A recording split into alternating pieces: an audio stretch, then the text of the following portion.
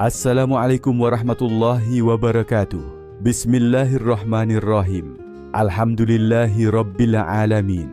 Wassalatu wassalamu ala asrafil anbiya wal mursalin wa ala alihi wa sahbihi ajmain. Segala puji bagi Allah yang Maha Pengasih dan Maha Penyayang, yang telah melimpahkan rahmat dan nikmat yang tak terhingga kepada kita semua. Salawat dan salam semoga tercurah kepada junjungan kita Nabi Muhammad SAW, serta kepada keluarga dan sahabat-sahabatnya. Mari kita jadikan materi dalam konten ini sebagai sarana belajar bersama. Sebaiknya mencari seorang guru guna mendapatkan pemahaman, keilmuan, bimbingan dan arahan dari seorang guru. Terapi ruhani untuk membersihkan riya. Dalam dunia spiritualitas, membersihkan hati dari segala bentuk niat yang tercampur dengan keinginan duniawi adalah suatu perjuangan berat namun mulia. Syekh Abdul Qadir Al-Jailani dalam kitab Futuh Al-Ghaib mengajak kita untuk memasuki dimensi kesadaran yang lebih dalam melalui serangkaian tahapan penting yang menjadi landasan utama menuju keikhlasan sejati. Langkah pertama adalah muraqabah, yakni kesadaran penuh bahwa Allah selalu mengawasi setiap niat dan gerak-gerik hati, sehingga kita tidak pernah bisa menyembunyikan sedikit pun niat kita darinya. Kesadaran ini membangun fondasi kejujuran spiritual yang kokoh. Namun kesadaran saja tidak cukup. Lalu kita diundang melakukan muhasabah, introspeksi mendalam terhadap setiap niat, menelaah apakah motif kita murni atau justru terkontaminasi oleh keinginan dipuji dan dilihat manusia. Untuk membasmi riya yang sering bersembunyi dalam lipatan hati, Syekh Al-Jailani mengajarkan uzlah wa khalwah, yakni menyepi dan menjauh dari hiruk-pikuk dunia, agar hati bisa diolah dan dibersihkan dari akar-akar riya yang kadang tersembunyi sangat dalam. Namun, penyucian hati tidak berhenti di situ. Kita harus melakukan mujahadah, perjuangan melawan nafsu yang cinta akan pujian, yang menjadi musuh utama keikhlasan. Selanjutnya, proses penyucian hati berlanjut dengan takhliyah, mengosongkan hati dari ketergantungan pada penilaian manusia, dan tajarrud, melepas diri dari keterikatan pada pandangan makhluk. Hati yang telah kosong dan bebas dari segala ketergantungan ini kemudian dihiasi dengan tajliyah, yaitu menghiasi diri dengan ikhlas yang murni, tanpa campur tangan hasrat duniawi. Namun perjalanan spiritual ini tidak mudah tanpa kewaspadaan. Syekh Abdul Qadir Al-Jailani mengingatkan akan tanda-tanda riya yang masih bersemayam dalam hati, yang bisa saja tersembunyi bahkan dari diri sendiri. Oleh karena itu, dibutuhkan kesadaran dan ketelitian spiritual agar tidak terjerumus dalam jebakan riya yang halus. Puncak dari semua ini adalah mencapai al-khufi min al-khufi, yaitu kebersihan hati yang sangat dalam, yang tersembunyi bahkan dari penglihatan makhluk dan tersembunyi pula dari diri sendiri. Sebuah kondisi di mana hati benar-benar suci dari segala noda dan niat selain Allah semata. Melalui tahapan-tahapan ini, Syekh Abdul Qadir Al-Jailani menunjukkan bahwa perjalanan menuju Allah adalah sebuah proses panjang yang penuh kesungguhan, ketekunan dan kesadaran mendalam, yang bukan hanya sekadar ritual lahiriah, melainkan pembersihan hati sampai ke akar terdalam. Muraqabah, kesadaran bahwa Allah melihat setiap niat. Syekh Abdul Qadir Al-Jailani dalam Futuh Al-Ghaib menekankan bahwa langkah awal dan paling mendasar, bahkan menjadi pangkal dari semua terapi penyakit hati termasuk riya, adalah melalui muraqabah, kesadaran batin yang konstan bahwa Allah senantiasa hadir dan melihat setiap niat, pikiran, dan amal makhluknya. Dalam kondisi muraqabah, seorang hamba bukan hanya menyadari bahwa Allah melihat gerak-gerik lahiriahnya, tapi juga menyadari bahwa semua yang tersembunyi di dalam batin, bahkan lintasan niat yang paling halus, tidak pernah luput dari ilmu dan pandangan Allah. Syekh berkata, "Jadilah engkau hamba yang malu kepada Allah dalam kesendirian sebagaimana engkau malu di hadapan manusia dalam keramaian. Jika engkau merasa diawasi oleh manusia, kenapa engkau tidak merasa diawasi oleh Rabb semesta alam?" Ungkapan ini menegaskan bahwa muraqabah melahirkan rasa malu dan takut yang sehat, haya dan khasyah, yang menjadi benteng pertama dalam melawan riya. Muraqabah tidak cukup hanya menjadi teori atau informasi, ia harus menjadi kondisi batin yang terus-menerus dihidupkan. Dalam Futuh Al-Ghaib, Syekh menambahkan bahwa muraqabah adalah cahaya awal yang menembus kegelapan hawa nafsu. Seorang hamba yang tidak hidup dalam muraqabah akan mudah tergoda oleh pujian manusia, mudah terseret untuk menampilkan amalnya di hadapan publik, dan sulit menjaga keikhlasan niat.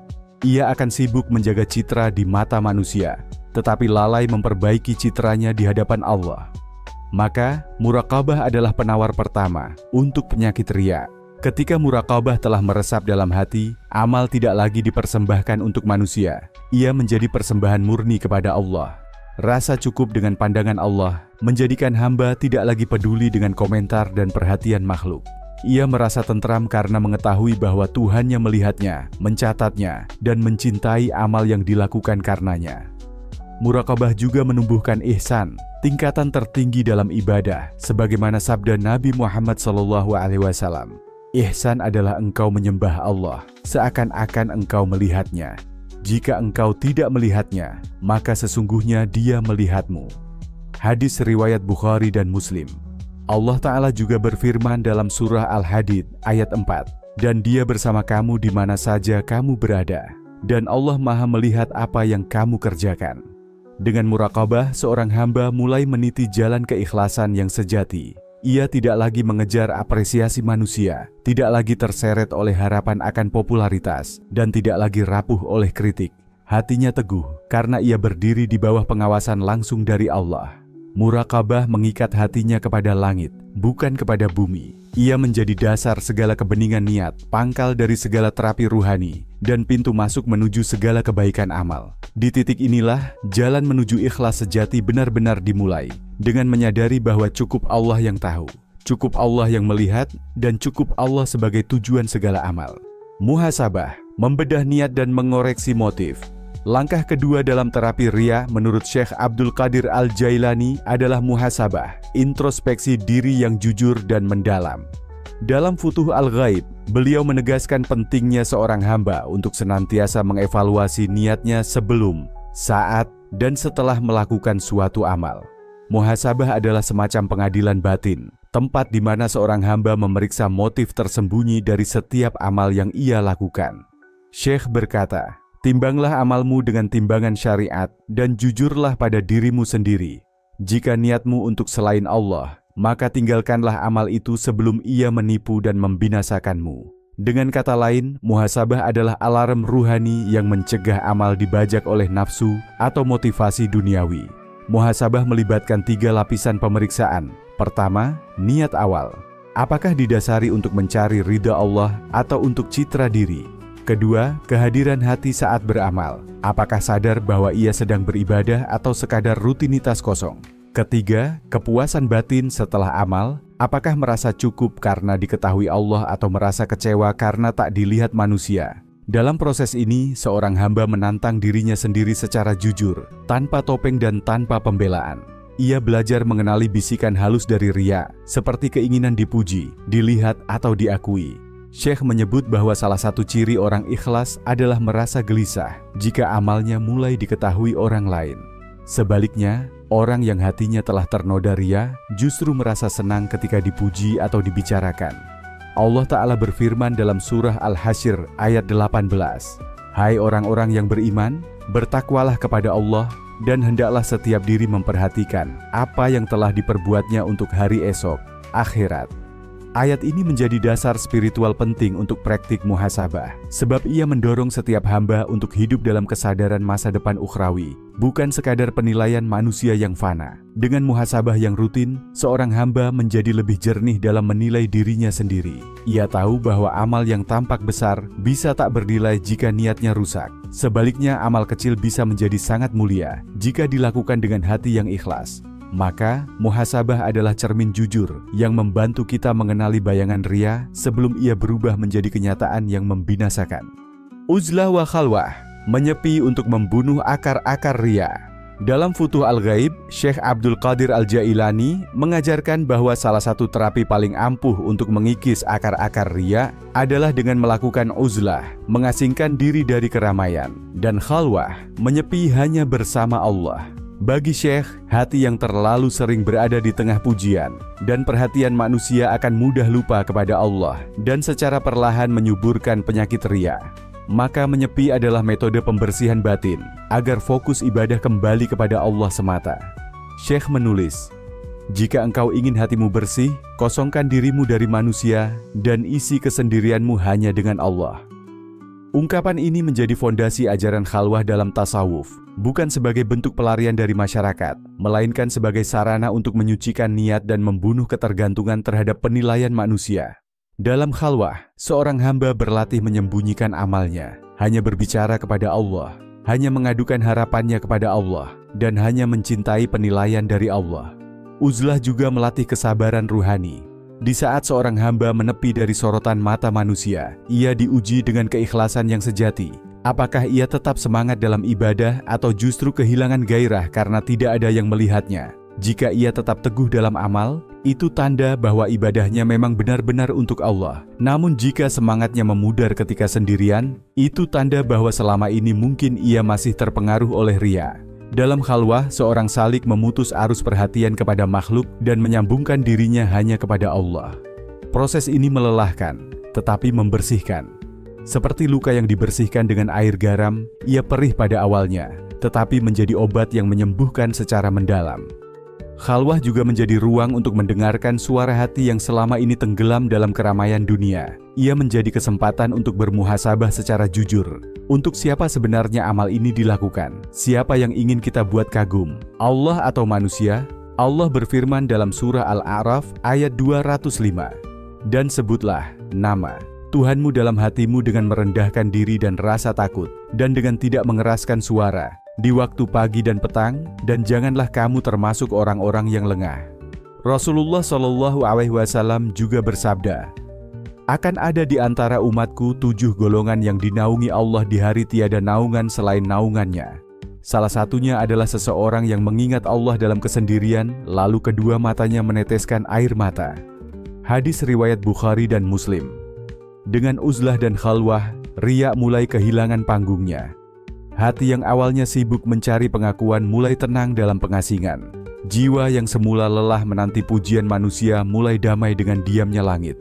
Di titik ini, hamba mulai memahami bahwa kebersamaan dengan Allah dalam kesunyian lebih manis dari semua tepuk tangan dunia. Khalwah bukan sekadar kesendirian fisik, tetapi penarikan total dari ketergantungan batin kepada manusia. Ia adalah ruang suci antara hamba dan Tuhannya, tempat di mana niat kembali diluruskan, cinta dibersihkan, dan wajah jiwa diarahkan hanya kepada Allah. Dari sinilah akar-akar riya dicabut satu demi satu, hingga yang tersisa hanyalah niat murni yang tumbuh di tanah kesendirian bersamanya. Mujahadah, melawan nafsu yang mencintai pujian. Setelah muraqabah dan khalwah, langkah berikutnya yang sangat penting dalam terapi riya menurut Syekh Abdul Qadir Al-Jailani adalah mujahadah, perjuangan jiwa untuk melawan hawa nafsu. Salah satu bentuk paling halus dari nafsu adalah kecintaan terhadap pujian manusia. Nafsu ini tidak tampak seperti musuh yang menyerang dari luar, melainkan bisikan lembut dalam hati yang menuntut pengakuan, penghargaan, dan sanjungan.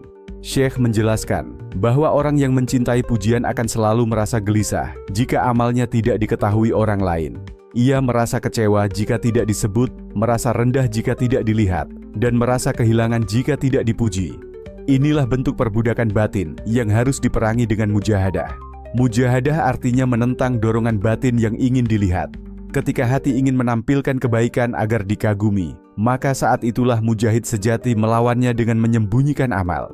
Ketika muncul dorongan untuk menulis atau berkata agar disebut baik, maka ia tahan lidah dan kalamnya. Cukup Allah yang tahu. Mujahadah bukan mematikan semangat berbuat baik, tapi mematikan niat yang salah di balik kebaikan itu. Syekh menegaskan bahwa kemenangan dalam mujahadah bukan diukur dari hasil luar, melainkan dari keheningan batin. Semakin seorang hamba mampu menahan gejolak batin untuk tampil, semakin ia dekat pada keikhlasan. Mujahadah adalah ibadah hati yang dilakukan dalam senyap, namun pahala dan kemuliaannya bergema di langit. Allah Ta'ala berfirman dalam surah Al-Ankabut ayat 69, dan orang-orang yang berjihad untuk mencari keridaan, kami benar-benar akan kami tunjukkan kepada mereka jalan-jalan kami, dan sesungguhnya Allah beserta orang-orang yang berbuat baik. Rasulullah SAW bersabda, orang yang berjihad adalah orang yang berjihad melawan nafsunya di jalan Allah. Hadis riwayat Tirmidzi. Melalui mujahadah, seorang salik menegakkan perang batin yang agung, menolak menjadi budak pujian, dan memilih menjadi hamba yang tulus. Mujahadah menjadikan hati tahan terhadap kekecewaan jika tak dianggap, dan kuat ketika dilupakan. Ia memberi keteguhan untuk terus beramal, walau tanpa tepuk tangan dan sanjungan. Inilah jihad tersembunyi yang tak terdengar suara pedangnya, tetapi menumpahkan darah nafsu dari dalam diri sendiri. Mujahadah melatih hamba untuk berkata, "Cukuplah Allah yang melihatku. Jika semua manusia melupakanku, tak mengapa, selama Allah meridhaiku." Dengan itu, ria kehilangan ruang hidupnya. Nafsu yang haus pujian dikekang, dan amal yang semula penuh bayangan manusia, kini kembali menjadi persembahan murni kepada Allah semata. Takhliyah, mengosongkan hati dari ketergantungan pada manusia. Setelah muraqabah menanamkan kesadaran akan pandangan Allah, khalwah membiasakan kesendirian bersamanya, dan mujahadah melatih perlawanan terhadap nafsu yang haus pujian. Tibalah saatnya untuk melangkah ke tahap takhliyah, pengosongan hati dari segala ketergantungan batin kepada makhluk, terutama dalam bentuk pengharapan terhadap sanjungan dan pengakuan. Syekh Abdul Qadir Al-Jailani menjelaskan bahwa ketergantungan hati kepada selain Allah adalah hijab yang menutupi cahaya keikhlasan. Selama dalam hati masih ada sisa harapan agar manusia menilai, menyukai, atau menyebut kebaikan kita, maka selama itu pula amal tidak akan murni untuk Allah. Takhliyah bukanlah sekadar tidak mengharapkan sesuatu secara lisan, tapi mengosongkan ruang batin dari seluruh bentuk perasaan senang saat dipuji dan kecewa saat dilupakan. Syekh menasihati, jangan sampai engkau merasa bangga ketika manusia memujimu dan merasa rendah ketika mereka mencelamu. Itu tanda bahwa hatimu belum bebas dari makhluk. Inilah pangkal takhliyah, membebaskan hati dari reaksi atas komentar manusia, baik positif maupun negatif. Karena pujian dan celaan manusia tidak menambah atau mengurangi nilai amal di sisi Allah. Takhliyah adalah proses detoksifikasi spiritual. Ia seperti mengeluarkan racun-racun halus dari jiwa. Racun yang selama ini membuat amal kita tampak indah di luar, tapi rapuh di dalam. Ia bukan proses instan, melainkan latihan terus-menerus untuk menolak merasa besar ketika disebut dan menolak merasa kecil ketika dilupakan. Ia membentuk kebeningan batin yang hanya ingin satu hal, ridha Allah. Allah Ta'ala berfirman dalam surah Al-An'am ayat 162, katakanlah, sesungguhnya salatku, ibadahku, hidupku, dan matiku hanya untuk Allah, Tuhan semesta alam. Ketika takhliyah telah berjalan, seorang hamba tidak lagi merasa perlu menyusun citra, tidak lagi bergantung pada validasi sosial, dan tidak lagi menyusun amal demi terlihat indah di mata manusia. Ia mulai hidup dalam kesunyian maknawi yang manis. Cukup Allah yang mengetahui. Rasulullah Shallallahu Alaihi Wasallam bersabda, barang siapa yang mencari keridhaan Allah walaupun membuat manusia marah, maka Allah akan ridha kepadanya dan akan menjadikan manusia juga ridha kepadanya. Namun barang siapa yang mencari keridhaan manusia dengan membuat Allah murka, maka Allah akan murka kepadanya dan akan menjadikan manusia juga murka kepadanya. Hadis riwayat Ibnu Hibban. Takhliyah mengajarkan bahwa satu-satunya hubungan yang harus dijaga sepenuh hati adalah hubungan dengan Allah. Ketika hati telah kosong dari ketergantungan kepada selainnya, saat itulah cahaya ikhlas akan memenuhi ruang batin. Dan di sanalah riya tak lagi menemukan tempat untuk bersembunyi. Tajliyah, menghiasi hati dengan ikhlas. Setelah melalui muraqabah, khalwah, dan mujahadah, tahap berikutnya yang ditawarkan oleh Syekh Abdul Qadir Al-Jailani dalam Futuh Al-Ghaib adalah tajliyah, menghiasi hati dengan keindahan ikhlas. Jika muraqabah adalah kesadaran bahwa Allah melihat, khalwah adalah penarikan diri dari manusia, dan mujahadah adalah perjuangan melawan nafsu, maka tajliyah adalah buah dari semuanya, yakni kehadiran ikhlas yang bersinar dalam hati. Ikhlas bukan sekadar tidak ingin dipuji, tetapi lebih dalam, menghilangkan makhluk dari medan pandang hati. Amal menjadi murni karena Allah, bukan karena ingin dilihat, diakui, atau diberi ganjaran duniawi. Syekh menulis, janganlah engkau merasa bahagia karena pujian manusia, dan jangan pula merasa sedih karena celaan mereka. Lihatlah kepada siapa engkau mempersembahkan amal itu. Tajliyah adalah proses penyucian dan penghiasan hati dengan sifat-sifat ilahiyah. Disinilah cahaya ikhlas mulai menyinari ruang batin yang sebelumnya gelap oleh riya. Hati yang tadinya rapuh oleh komentar manusia kini menjadi kuat karena hanya berharap pandangan Allah. Tajliyah menjadikan amal sebagai bunga yang mekar karena cinta kepada Allah, bukan karena sinar lampu dunia. Syekh menegaskan bahwa ikhlas akan sulit tumbuh jika hati masih dipenuhi oleh kerak-kerak nafsu. Maka tajliyah adalah tahap mempercantik setelah proses penyucian. Ia seperti menghias rumah setelah membersihkannya dari debu. Dalam konteks ini, amal yang ikhlas adalah amal yang tidak membawa nama siapapun kecuali Allah. Tidak ada aku, yang ada hanya Dia. Allah Ta'ala berfirman dalam surah Al-Bayyinah ayat 5. Padahal mereka tidak disuruh kecuali agar menyembah Allah dengan memurnikan ketaatan kepadanya dalam menjalankan agama yang lurus. Nabi Muhammad SAW juga bersabda, sesungguhnya Allah tidak menerima amal kecuali yang ikhlas dan yang mengharap wajahnya semata. Hadis riwayat Nasai. Dalam tajliyah, seorang hamba mulai menikmati manisnya beramal secara sembunyi. Ia merasa bahagia bukan ketika dipuji, tetapi ketika amalnya luput dari perhatian manusia. Ia menemukan kedamaian karena tahu bahwa Tuhannya mengetahui, mencatat, dan mencintai amal yang hanya untuknya. Tajliyah melahirkan keindahan dalam kesederhanaan, ketenangan dalam ketulusan, dan kekuatan dalam keheningan. Hati yang telah melalui tajliyah akan memandang dunia dengan ringan. Sanjungan dan cacian tidak lagi mengguncang batinnya. Ia merasa cukup dengan senyum Allah dan tidak haus akan tepuk tangan manusia. Di titik inilah keikhlasan menjadi perhiasan hati dan hati menjadi cermin yang memantulkan cahaya Tuhan.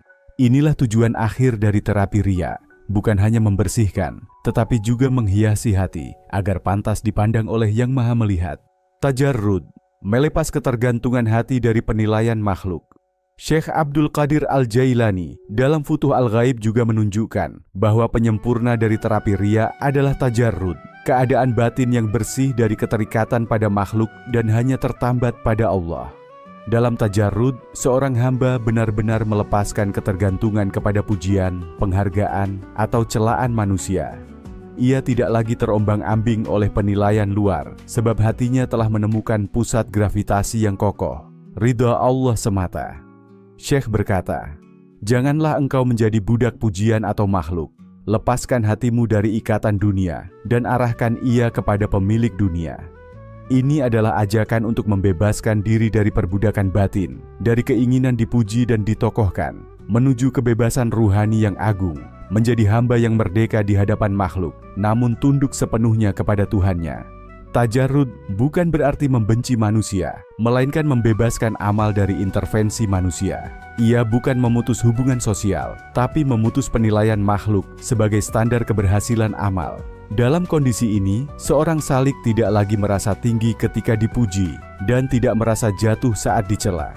Ia menapaki jalan ruhani dengan keteguhan hati, karena yang dituju bukanlah pandangan manusia, melainkan wajah Allah. Allah Ta'ala berfirman dalam surah Al-An'am ayat 162, katakanlah, sesungguhnya solatku, ibadahku, hidupku dan matiku hanyalah untuk Allah, Tuhan semesta alam. Dan Rasulullah SAW bersabda, barang siapa yang mencari ridha Allah dengan cara yang membuat manusia murka, maka Allah akan ridha kepadanya dan menjadikan manusia ridha kepadanya. Hadis riwayat Ibnu Hibban. Tajarrud adalah puncak terapi riya. Jika muraqabah adalah kesadaran, khalwah adalah pengasingan, dan mujahadah adalah perjuangan, maka tajarrud adalah kemenangan, saat hati benar-benar merasa cukup dengan Allah. Pada titik ini, hamba tidak hanya ikhlas dalam amal, tetapi juga stabil dalam ruhani.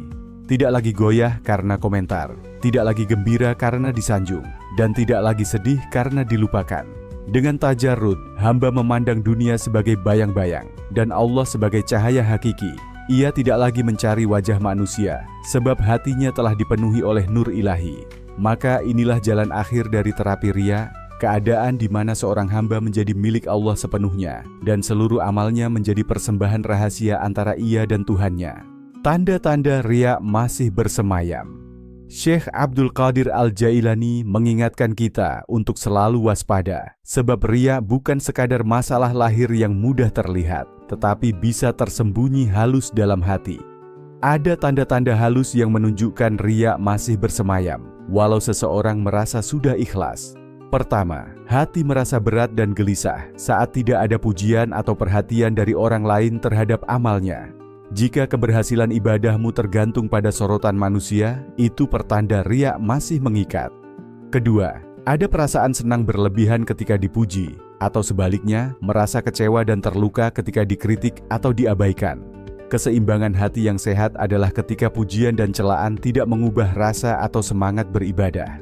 Ketiga, dalam niat dan perencanaan amal, ada dorongan tersembunyi untuk dipandang baik oleh manusia, mencari pengakuan atau ketenaran duniawi.